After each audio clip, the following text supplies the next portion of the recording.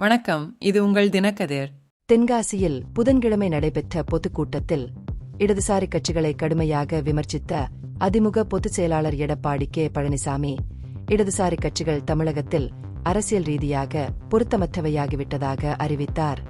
எதிர்க்கட்சியாக அதிமுகவின் செயல்திறனை கேள்வி எழுப்பியதாக சிபிஎம் மாநில செயலாளர் பி சண்முகத்திற்கு பதிலளிக்கும் விதமாக அவரது கருத்துக்கள் வந்தன. திமுக அரசாங்கத்தை எதிர்ப்பதில் அதிமுகவின் தீவிர பங்கை பழனிசாமி எடுத்துரைத்தார்.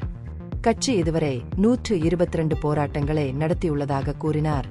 விவசாய கடன்களுக்கு சிபில் மதிப்பெண் நிபந்தனைகள் விதிக்கப்பட்டதற்கு எதிராகவோ அல்லது அதிகரித்து வரும் பணவீக்கத்திற்கு எதிராகவோ சிபிஎம் இதேபோன்ற முயற்சிகளை எடுத்ததா என்று அவர் கேள்வி எழுப்பினார். எதிர்க்கட்சியாக இருந்தபோது முதல்வர் ஸ்டாலின் அவர்களுக்கு முன்னர் வாக்குறுதிகள் அளித்த போதிலும் சென்னையில் துப்புரவு தொழிலாளர்கள் போராட்டம் நடத்தும் சண்முகத்தை ஆதரிக்க தவறிவிட்டதாகவும் அவர் குற்றம் சாட்டினார்.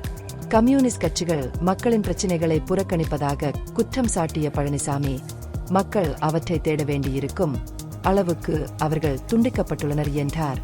திமுகவின் 98% வாக்குறுதிகள் நிறைவேற்றப்படாமல் இருப்பதை சண்முகம் ஒப்புக்கொள்வதன் முரண்பாட்டை அவர் சுட்டிக்காட்டினார். ஆனால் ஆளும் கட்சியை கேள்வி கேட்பதற்காக அதிமுகவை விமர்சிப்பதன் முரண்பாட்டை அவர் சுட்டிக்காட்டினார். தமிழகத்தில் கம்யூனிஸ்ட் கட்சிகளை திமுக திட்டமிட்டு ஓரங்கட்டி வருவதாக பழனிசாமி குற்றம் சாட்டினார். நீட் மற்றும் கல்வி பிரச்சினை குறித்து பேசிய முன்னாள் முதல்வர், மருத்துவக் கல்லூரிகளில் சேரும் அரசு பள்ளி மாணவர்களின் எண்ணிக்கையில் குறிப்பிடத்தக்க முன்னேற்றம் ஏற்பட்டுள்ளதாக மேற்கோள் காட்டினார். 2017 முதல் 18 வரை ஆண்டில் அத்தகைய பள்ளிகளில் இருந்து 9 மாணவர்கள் மட்டுமே எம்பிபிஎஸ் சேர்க்கை பெற்றனர்.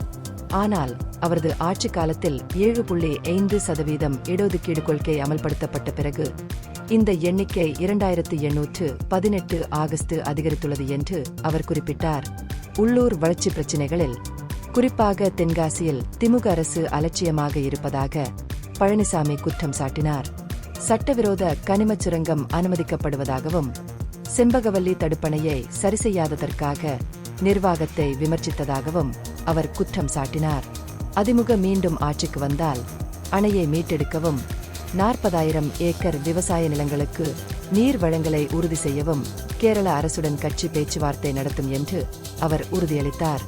இந்த பகுப்பாய்வு நுண்ணறிவுள்ளதாக கண்டால் முக்கியமான அரசியல் முன்னேற்றங்கள் குறித்த கூடுதல் புதுப்பிப்புகளுக்கு லைக் செய்யவும், ஷேர் செய்யவும், சப்ஸ்கிரைப் செய்யவும். இது உங்கள் தினக்கதிர். நன்றி.